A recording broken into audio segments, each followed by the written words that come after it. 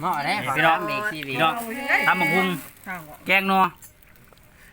ปิ่งปลานิ่น นางห่วงนี่ดิ ไปเนาะ ปิ่งปลาหน่อย เอาห้องเอาของเข้ามาบ่ อาหารบ้านหน้าทั้งนั้นพี่น้องม่วนซื่นบ้านเฮากับแฟนเป็ด อันนั้นเด้อช่าง กับคน เป็นแนวอยู่แนวกิน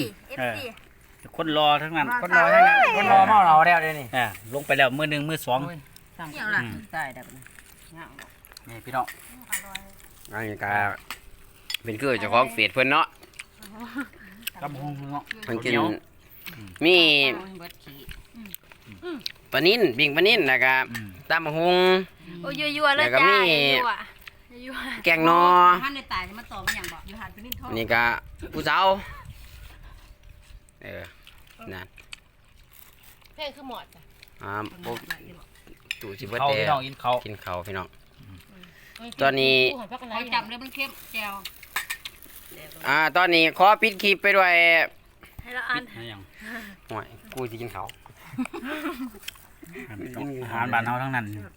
ปิดได้กู